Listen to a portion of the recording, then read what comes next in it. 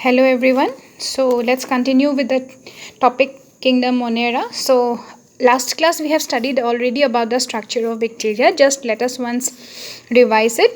This is the structure of a typical bacterial cell. It consists of the cell wall which is surrounded by mucilage covering. Okay, the cell wall has small finger-like projections which are known as the fimbriae.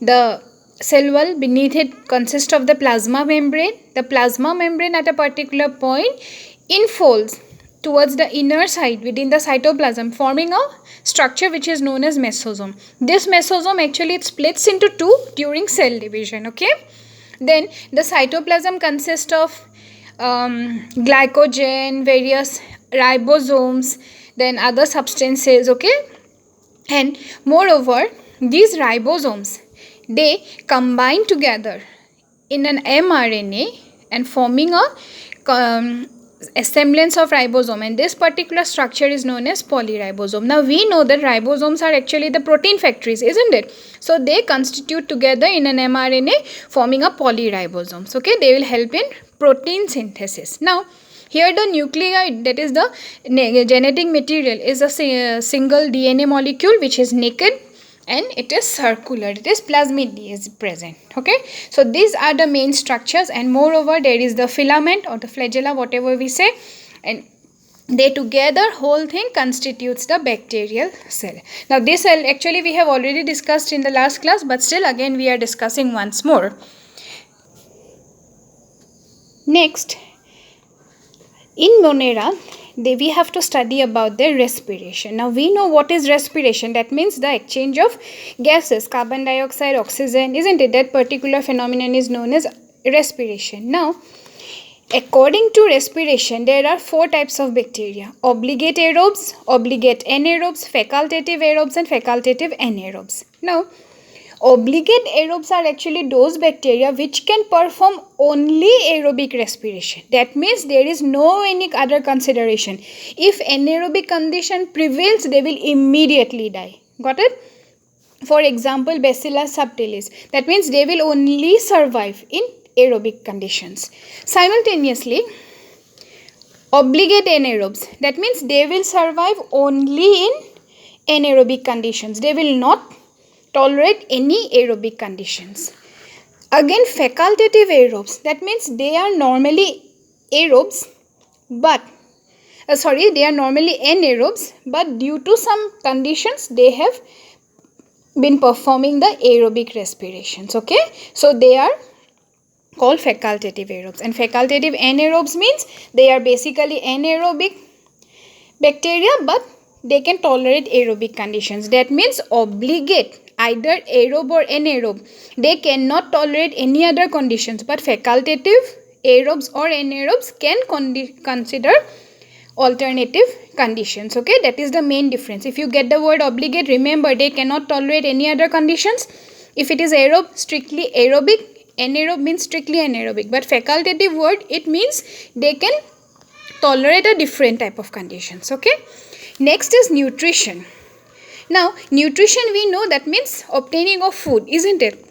On the basis of nutrition, there are two types of bacteria, autotrophic and heterotrophic. Now, we know what is autotrophic bacteria. Autotrophic bacteria means the bacteria which can prepare its own food. Heterotrophic means which cannot prepare their own food. Now, see, normally what happens when we talk about autotrophic plants, autotropism, we normally consider the green plants, isn't it? That means they have chlorophyll, so they can prepare their own food. But bacteria, we don't think. Do you think that bacteria has chlorophyll? Yes, bacteria has chlorophyll. That means bacteria has a different type of chlorophyll which is known as the bacteriochlorophyll, and that will help it to perform the autotrophic functions to prepare their own food. Okay, so accordingly there are again two types: photoautotropic bacteria and chemoautotropic bacteria. Now the photoautotropic bacteria, here in photoautotropic bacteria, their main pigment is bacteriochlorophyll and bacteriophyophytin. Okay, they are basically anaerobes, but what happens that these bacteria, they perform photosynthesis, but here no oxygen is evolved. Okay, even here water is also not used as a reducing source of reducing. So here hydrogen is used instead, but it comes from different source other than water. Okay, so here photosynthesis performed, food is being prepared, but no oxygen is used up or evolved. Okay, so here carbon dioxide and hydrogen reacts in the presence of enzymes and light, and they will form the glucose molecules and water molecule. Again, the chemoautotropic bacteria, that means these bacteria are also able to manufacture their organic food from some inorganic raw materials. Okay, and here they use the energy, okay, in the form of ATP. It is stored, they will use it up for food preparation.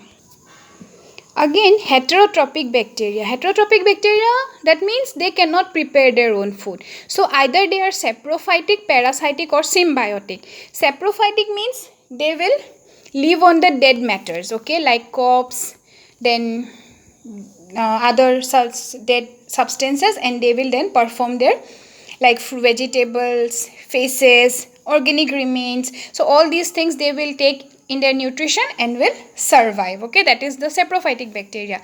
Then parasitic bacteria means those bacteria which will live in the host and will affect the host, cause disease. Like for example, Mycobacterium tuberculosis, which causes tuberculosis. Xanthomonas citrus, it causes the disease in citrus canker in citrus plants. Okay, then comes the symbiotic bacteria. Symbiotic bacteria, it actually lives in mutual association with other organisms. Now symbiosis, we know that this is a relationship in where two organisms remain side by side, helping one another.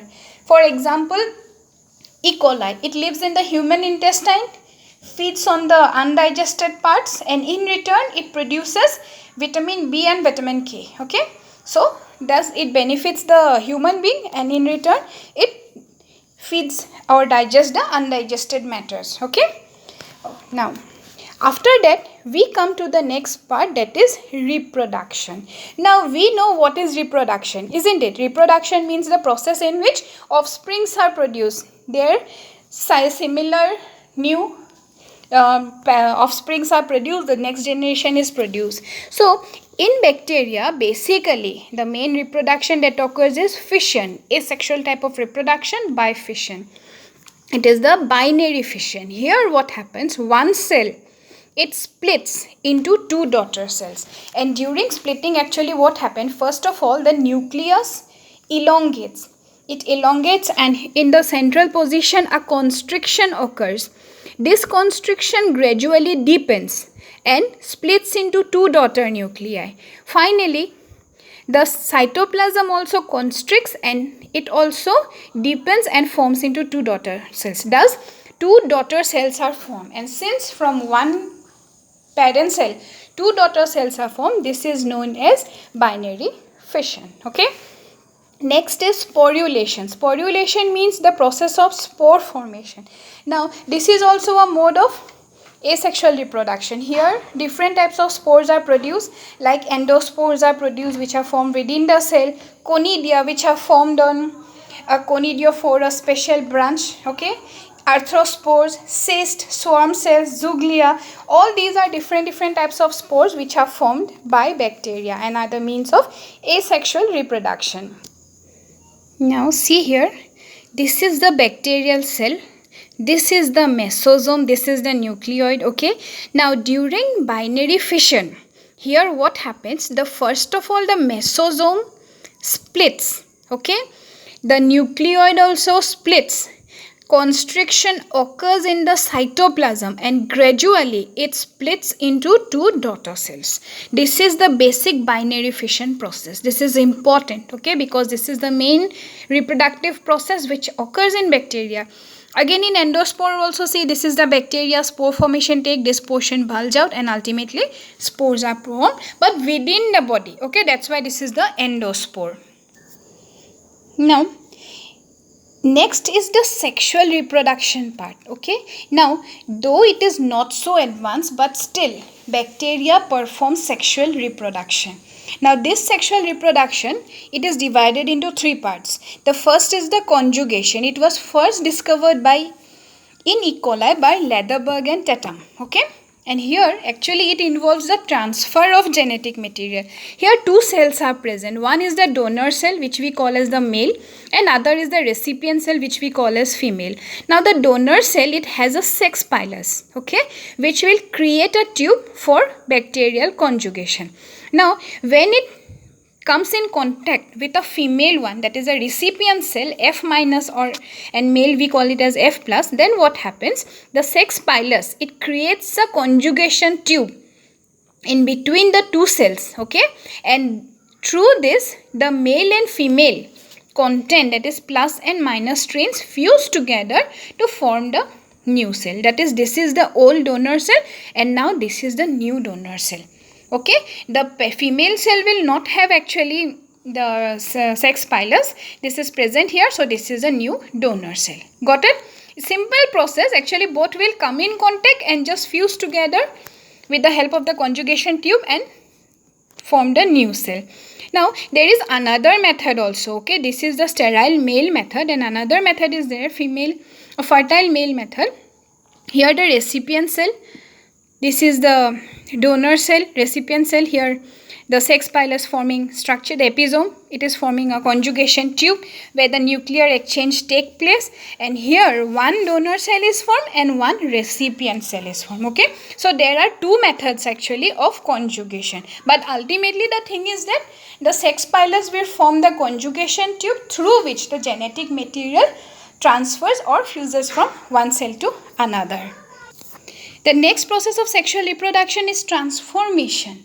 Transformation, that means it is the change in genetic constitution of a bacterium by picking genes of its dead relatives present in outside medium and integrating the same in its nucleoid. That means it will take the genetic constitution from a different organism and will put it within inside it, okay, within itself, and will change. So that is called transformation. It was first discovered by Griffith.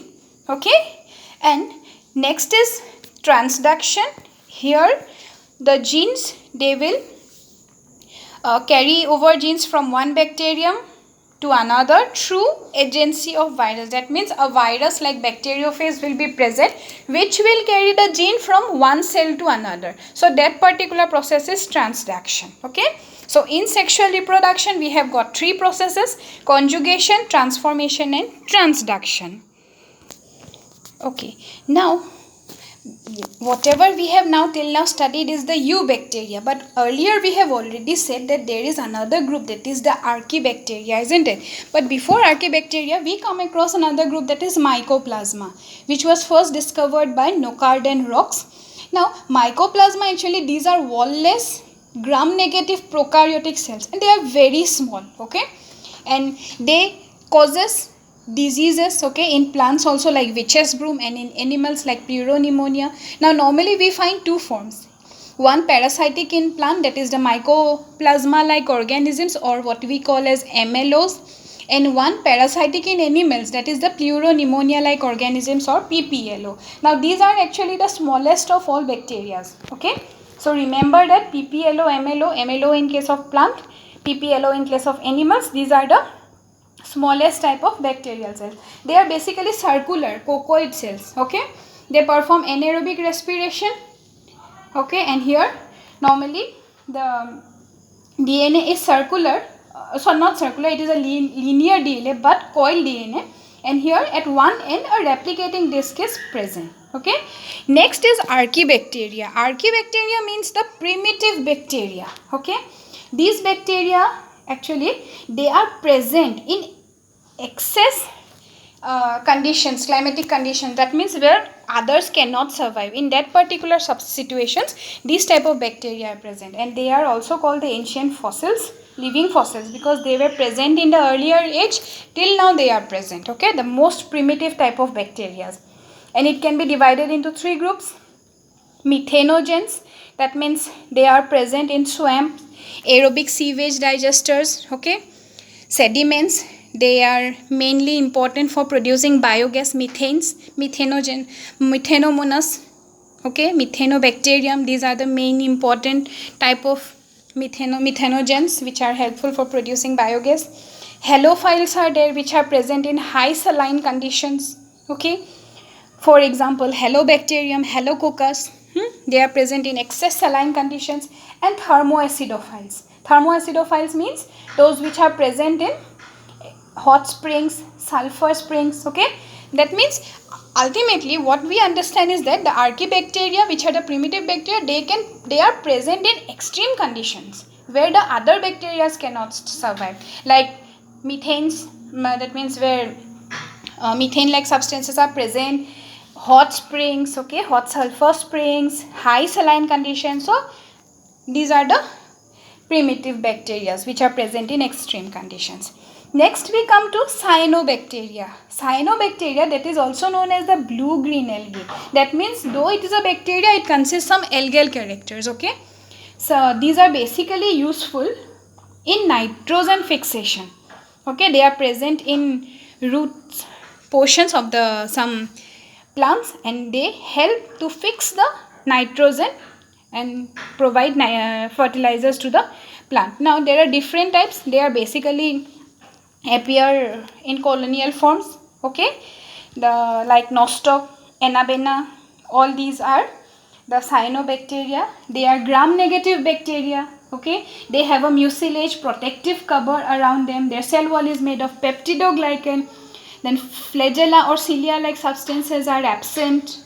Okay, photosynthetic pigments like chlorophyll A, carotenoids, phycobilins, these are present. Now they, due to presence of these structures, they resemble the algae. Okay, or else the algae bacteria doesn't contain them. Bacteria contains bacteria chlorophyll, isn't it? Chlorophyll A is absent, so this is present. So this bacteria considered also in along with the algae. Here the reserve food material is cyanophycean starch, lipid globules, etc. Okay, so now these actually classes are very